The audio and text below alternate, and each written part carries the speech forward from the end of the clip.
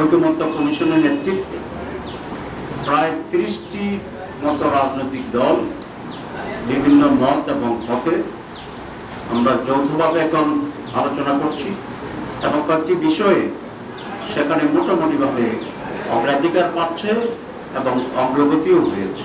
তার ভিতরে আমরা আর্টিকেল 70-র কথা বলেছি, আমরা স্ট্যান্ডিং কমিটির কথা বলেছি, আমরা 2 কক্ষ বিশিষ্ট যে পার্লামেন্টের প্রস্তাব আছে সেটাকে আমরা ব্যাখ্যা করেছি, নারী আসনের ব্যাপারে কথা হয়েছে, টোটাল নির্বাচন পদ্ধতির ব্যাপারে জামাত ইসলামী যে পিআর সিস্টেম চায়, রিপ্রেজেন্টেটিভ সিস্টেম, সেটাকে আমরা ব্যাখ্যা করেছি।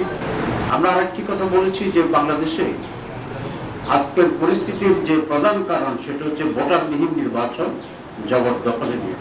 আমরা এই ধরনের পরিস্থিতির কোনো রিপিটেশন চাই না, আর আসল বাংলাদেশে চাই না, এটা আমরা স্পষ্ট বলেছি।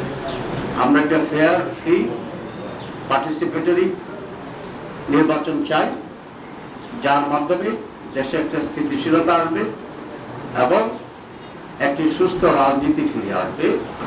আমরা আরেকটা কথা বলেছি, যেটা আমরা আমাদের দাবি, যে প্রত্যেকটি কেন্দ্রে সিসি ক্যামেরা বসানোর জন্য শুধু যেখানে সিল মারবে সেই জায়গাটাকে মাইনাস করে সিক্রেসির জন্য, এবং এর জন্য অনেক টাকা লাগবে। এটা হচ্ছে আমাদের গভর্নমেন্ট এবং ইলেকশন কমিশনের একটা অজুহাত যে এত টাকা, এত বাজেট পাবো কোথায়। আমরা সেটা ওনাদেরকে রিকোয়েস্ট করছি বাজেট দেওয়ার জন্য। একটি দেশ যদি পুরো বাজেট দিতে না পারে, আমরা বলেছি আপনারা কয়েকটি দেশ মিলে একটা কনসোর্টিয়াম করেন ইউএনডিপির মাধ্যমে, এবং এই বাজেটটা আপনারা দিলে ইলেকশন সুস্থ হওয়ার ক্ষেত্রে এটা অনেক ভূমিকা পালন করবে। ল এনফোর্সিং অথরিটির ব্যাপারে মত বিনিময় হয়েছে, আমরা এগুলো বর্তমান সরকার এবং কমিশনের সাথে যাতে মত বিনিময় করে, এবং প্রয়োজনে পৃথিবীর বিভিন্ন দেশে যে উদাহরণটি আছে, যেই জাতিসংঘের অধীনে সুপারভিশনে নির্বাচন হয়, অর্থাৎ the government of Bangladesh supervision will be by UN. এটা আমরা তাদেরকে বলেছি যে আমরা ওটা অ্যাকসেপ্ট করতে রাজি আছি for the sake of the very fair election, এবং একটা রাইটফুল গভর্নমেন্ট যাতে হতে পারে by the representative of the people, true representation of the people. এটাকে সিরিয়াসলি নিয়েছেন এবং বলছেন যে হ্যাঁ, এসব ব্যাপারে আমরা শুধু বাংলাদেশের সাথে না, আরও যারা বাংলাদেশের ফ্রেন্ডস আছে ফরেনার, আমরা তাদের সাথে আলোচনা করব, এবং সবটা মিলে আমরা একটি সুষ্ঠু নির্বাচনের জন্য যে পরিবেশ দরকার সেটাকে নিশ্চিত করার জন্য বাংলাদেশের সাথে আমরা কাজ করব, আমরা সহযোগিতা করব।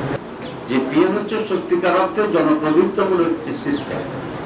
কনস্টিটিউন্সি যদি হয় তাহলে একজন 55% পেল, একজন 49% পেল। 55%কে আমরা বিজয় ঘোষণা করলাম, আর 49% যে পালো তার এখানে কোনো স্টেকার থাকতো। এবং গ্রামের লোকেরা এই কারণেই বলে যে আমার ভোটার যাতে না পৌঁছে, আমার ভোটার মানে এটা অর্থহীনভাবে ট্রিট করা হয়। কিন্তু পিআর যদি হয় তাহলে each and every votes will be counted, এবং এটা হিসাবে আনা হবে।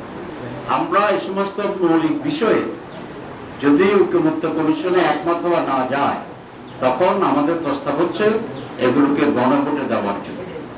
কারণ জনগণই মূল সিদ্ধান্তকারী বলি। ধরুন 10 জনে বললে ইয়েস, একজন বলছে নো, তাহলে আপনি কি করবেন? নিয়ম অনুসারে তো ইয়েসটাই পাস হয়ে যাওয়া উচিত, কিন্তু ঐকমত্যের যে অ্যাটিটিউড, তারা সবাইকে এক করে কনসেনসাস হলে মাত্র রেজাল্ট করতে চায়। আমরা গণভোটের আয়োজনের জন্য আমরা প্রস্তাব করছি, লেট দি পিপল ডিসাইড, তারা কি চায়।